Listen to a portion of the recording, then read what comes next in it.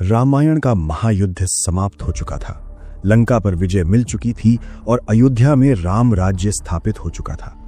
लेकिन हर कहानी का एक अंत होता है। जब भगवान राम ने अपनी मानवीय लीला समाप्त कर सरयू नदी में जल समाधि लेने का निर्णय लिया तो पूरी अयोध्या उनके साथ चल पड़ी।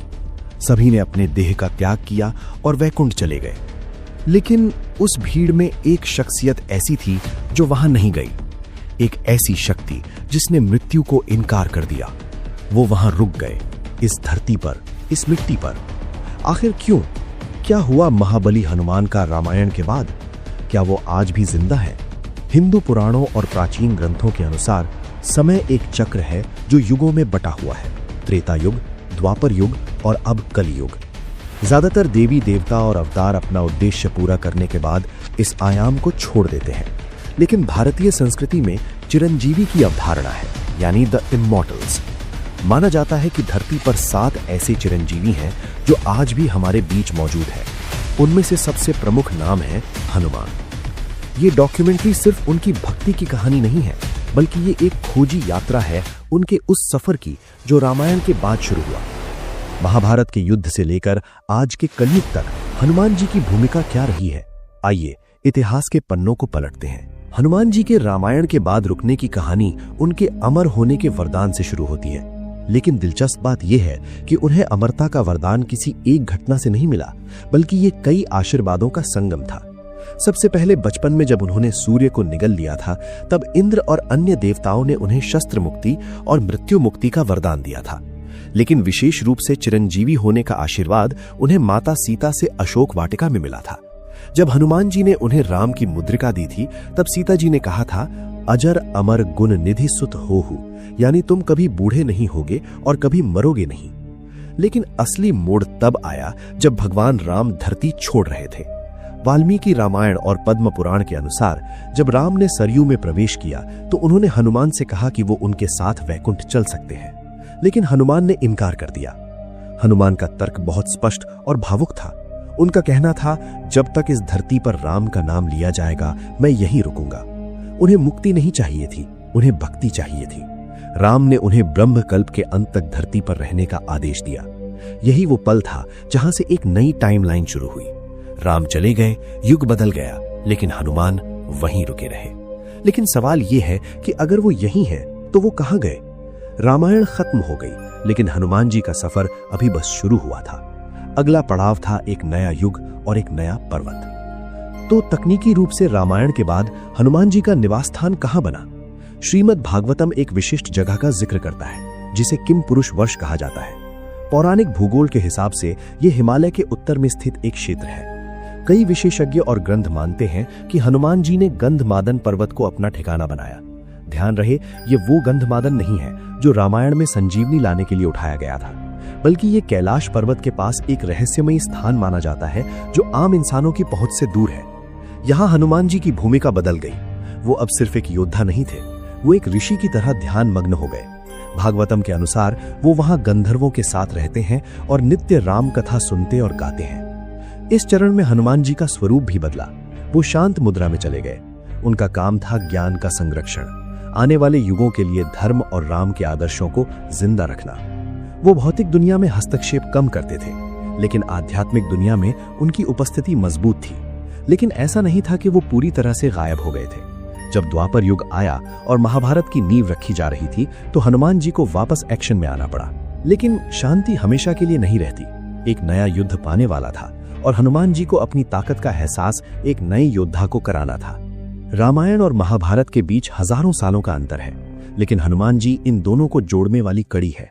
महाभारत में उनके 2 प्रमुख संवाद दर्ज हैं, एक भीम के साथ और एक अर्जुन के साथ। पहली घटना, पांडव वनवास के दौरान भीम को सौगंधिका फूल लेने के लिए जंगल में जाना पड़ा। वहां उन्हें एक बूढ़ा वानर रास्ते में लेटा हुआ मिला। भीम, जिन्हें अपनी ताकत पर बहुत घमंड था, उन्होंने उस वानर को हटने को कहा। वानर ने कहा, मैं बूढ़ा हूं, तुम मेरी पूंछ हटा दो और निकल जाओ।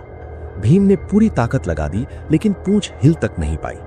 ये वो पल था जब हनुमान जी ने भीम का अहंकार तोड़ा और उन्हें दर्शन दिए। ध्यान देने वाली बात यह है कि भीम और हनुमान दोनों वायुपुत्र माने जाते हैं, तो ये एक बड़े भाई द्वारा छोटे भाई को सिखाई गई सीख थी। दूसरी घटना, अर्जुन के साथ। रामेश्वरम में अर्जुन ने कहा कि राम ने पत्थरों का पुल क्यों बनाया, अगर मैं होता तो तीरों का पुल बना देता। हनुमान जी ने चुनौती दी। अर्जुन ने तीरों का पुल बनाया, लेकिन जैसे ही हनुमान ने उस पर पैर रखा वो टूट गया। अर्जुन आत्मदाह करने वाले थे, तभी कृष्ण ने हस्तक्षेप किया। ये घटनाएं रैंडम नहीं थीं, ये रणनीतिक थीं।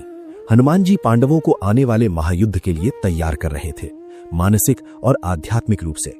पर सवाल यह है कि जब कुरुक्षेत्र का युद्ध शुरू हुआ तो इतने शक्तिशाली होने के बावजूद हनुमान जी ने हथियार क्यों नहीं उठाया? कुरुक्षेत्र के मैदान में जहां दुनिया की सबसे बड़ी सेनाएं आमने सामने थी, हनुमान जी शारीरिक रूप से वहां मौजूद थे, लेकिन एक अलग रूप में। वो अर्जुन के रथ की ध्वजा पर विराजमान थे। इसे कपिध्वज कहा जाता है। लेकिन उनका वहां होना सिर्फ सजावट नहीं था, इसका एक बहुत बड़ा भू राजनैतिक और सुरक्षात्मक प्रभाव था। कर्ण, द्रोण और भीष्म जैसे योद्धाओं के पास दिव्यास्त्र थे। कर्ण के पास ऐसी शक्तियां थीं जो अर्जुन के रथ को राख बना सकती थी। शास्त्र कहते हैं कि हनुमान जी की गर्जना दुश्मन की सेना में डर पैदा करती थी, और सबसे महत्वपूर्ण, वो रथ को स्थिर रखते थे। इसका सबसे बड़ा सबूत युद्ध के आखिरी दिन मिला। जब युद्ध खत्म हुआ, कृष्ण ने अर्जुन को पहले उतरने को कहा, फिर कृष्ण उतरे। जैसे ही कृष्ण ने हनुमान जी को ध्वजा से मुक्त होने का संकेत दिया, वैसे ही पूरा रथ एक धमाके के साथ जलकर राख हो गया। अर्जुन हैरान रह गए। तब कृष्ण ने समझाया, ये रथ तो कब का दिव्यास्त्रों से जल चुका था। ये सिर्फ मैं और हनुमान थे जिसने इसे अब तक जोड़े रखा था। यहां हनुमान जी ने दिखाया कि शक्ति सिर्फ हमले में नहीं बल्कि बचाव में भी होती है। उन्होंने बिना एक भी हथियार उठाए पांडवों की जीत सुनिश्चित की थी। महाभारत खत्म हुई, द्वापर युग खत्म हुआ, अंधेरा छाया और कलयुग की शुरुआत हुई। क्या इस नए युग में हनुमान जी वापस गंधमादन चले गए? नहीं, इस बार वो लोगों के बीच आए। कलयुग में हनुमान जी की भूमिका रक्षक से बदलकर मार्गदर्शक की हो गई है। पिछले 1000 सालों के इतिहास को देखें तो भक्ति आंदोलन के दौरान हनुमान जी के दर्शन के कई दावे किए गए हैं। सबसे प्रसिद्ध है 16वीं शताब्दी में गोस्वामी तुलसीदास का किस्सा। कहा जाता है कि वाराणसी में तुलसीदास को बताया गया था कि अगर राम से मिलना है तो पहले हनुमान को ढूंढो। कहानी के अनुसार एक मंदिर के बाहर सबसे आखिर में बैठने वाले एक कोढ़ी के रूप में तुलसीदास ने हनुमान जी को पहचाना था। उन्हीं की प्रेरणा से तुलसीदास ने रामचरितमानस लिखी, जिसने पूरे उत्तर भारत में भक्ति की लहर दौड़ा दी। इसी तरह 17वीं शताब्दी में छत्रपति शिवाजी महाराज के गुरु समर्थ रामदास ने पूरे महाराष्ट्र में 11 मारुति मंदिर स्थापित किए। उन्होंने हनुमान जी को बल और बुद्धि का प्रतीक बनाया ताकि मुगल आक्रमण के खिलाफ लोगों में लड़ाई की हिम्मत आए। आज के समाज में भी हनुमान जी शायद सबसे सुलभ देवता है। मंगलवार को मंदिरों में लगने वाली भीड़ इस बात का सबूत है। मनोवैज्ञानिक रूप से हनुमान जी सेवा और शक्ति का एक ऐसा मिश्रण है जो आज के संघर्षरत युवाओं को खुद से जोड़ता है। लेकिन इतिहास और भक्ति से परे कुछ ऐसे रहस्य और दावे हैं जो विज्ञान और तर्क को चुनौती देते हैं। क्या हनुमान जी आज भी किसी गुप्त जनजाति से मिलने आते हैं? अब आते हैं कहानी के सबसे विवादास्पद और रहस्यमय हिस्से पर। इंटरनेट पर पिछले कुछ सालों में एक थ्योरी वायरल हुई, श्रीलंका की मातंग जनजाति। दावा किया जाता है कि श्रीलंका के घने जंगलों में मातंग नाम की एक आदिवासी जनजाति रहती है जो पूरी दुनिया से कटी हुई है। इनका मानना है कि हनुमान जी हर 41 साल में इनसे मिलने आते हैं। कथित तौर पर आखिरी मुलाकात 2014 में हुई थी। कहा जाता है कि ये लोग एक लॉग बुक बनाए रखते हैं जहां वो हनुमान जी के साथ हुई बातचीत को लिखते हैं। हालांकि मुख्यधारा के मानव विज्ञान या विज्ञान ने इसकी पुष्टि नहीं की है। ये एक शहरी किंवदंती भी हो सकती है, लेकिन ये दर्शाता है कि लोगों का विश्वास कितना गहरा है। एक और अज्ञात तथ्य जो बहुत कम लोग जानते हैं, हनुमान जी का भविष्य। पुराणों के अनुसार हनुमान जी का सफर सिर्फ चिरंजीवी होने तक सीमित नहीं है। सूर्य पुराण में उल्लेख है कि अगले कल्प में हनुमान जी नई दुनिया के ब्रह्मा बनेंगे। जी हाँ, सृष्टिकर्ता। अभी वो अपनी तपस्या से उस पद के लिए योग्य बन रहे हैं। इसके अलावा एक भविष्यवाणी ये भी है कि कलयुग के अंत में जब कल की अवतार धरती पर आएंगे तो हनुमान जी वापस आएंगे उनकी मदद करने के लिए। जैसे उन्होंने राम और अर्जुन की मदद की थी, वैसे ही वो कल्कि को शस्त्र और ज्ञान देंगे ताकि अधर्म का नाश किया जा सके। एक थ्योरी ये भी है कि येती या बिगफुट की जो साइटिंग्स हिमालय में होती हैं, वो वास्तव में हनुमान जी के विशाल रूप की गलतफहमी हो सकती है। हालांकि ये पूरी तरह से अटकलें हैं, लेकिन मिस्ट्री लवर्स के लिए ये एक बड़ा विषय है। इन सभी दावों, कहानियों और भविष्यवाणियों के बीच हमें रुककर ये सोचना होगा कि हनुमान जी की अमरता का असली मतलब क्या है। अगर हम भक्ति को एक पल के लिए साइड में रखकर तार्किक और विश्लेषणात्मक रूप से देखें तो हनुमान जी के रामायण के बाद की कहानी हमें क्या बताती है।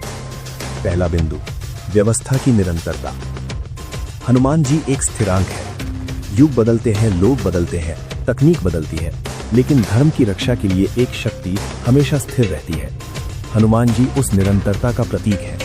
वो त्रेता युग की नैतिकता को कलयुग की अराजकता तक लेकर आते हैं। दूसरा बिंदु, शक्ति का विकास। रामायण में वो पहाड़ उठाते हैं, महाभारत में वो शांति से ध्वजा पर बैठते हैं और कलयुग में वो तुलसीदास जैसे लेखकों को प्रेरित करते हैं। ये दिखाता है कि समय के साथ शक्ति का स्वरूप बदलना चाहिए। तीसरा बिंदु, एक शिष्य का आदर्श। हनुमान जी सबसे शक्तिशाली होने के बावजूद हमेशा एक सेवक और शिष्य बने रहते हैं। उनका अमर होना शायद इसलिए जरूरी है ताकि वो हमें याद दिला सकें कि ज्ञान और विनम्रता ताकत से ज्यादा महत्वपूर्ण है। शास्त्रों के हिसाब से वो तब तक रहेंगे जब तक राम कथा रहेगी। इसका आध्यात्मिक मतलब ये है कि जब तक इंसानियत में सच्चाई और त्याग की कहानियां जिंदा है, तब तक हनुमान जी की ऊर्जा इस धरती पर सक्रिय रहेगी। वो कोई शरीर नहीं बल्कि एक चेतना है। तो क्या वो आज हमारे आसपास है? जवाब शायद हाँ है और शायद नहीं। रामायण के बाद हनुमान जी का क्या हुआ, इसका जवाब किसी एक जगह पर नहीं मिलता। वो गंधमादन के पहाड़ों में ध्यान मग्न भी है, महाभारत के रथ पर शांत भी है और आज के दौर में किसी भक्त की प्रार्थना में शामिल भी है। उनकी कहानी एक सीधी लकीर नहीं है बल्कि एक चक्र है। एक ऐसा चक्र जो राम से शुरू होता है और वापस राम पर ही खत्म होता है। चाहे आप उन्हें एक देवता माने, एक मिथक माने या एक ऊर्जा, एक बात तय है, हनुमान जी इस दुनिया के सबसे पुराने गवाह हैं। उन्होंने सब देखा है, उन्होंने सब सहा है और माना जाता है कि वो तब तक यहीं रहेंगे जब तक इस दुनिया का आखिरी अध्याय नहीं लिख दिया जाता। शायद अगली बार जब आप हिमालय की हवाओं को महसूस करें या किसी मंदिर की घंटी की आवाज सुने तो याद रखिएगा, हो सकता है कोई वहां चुपचाप बैठा बस मुस्कुरा रहा हो, अपने प्रभु के अगले आदेश के इंतजार में, क्योंकि कहानी अभी खत्म नहीं हुई है।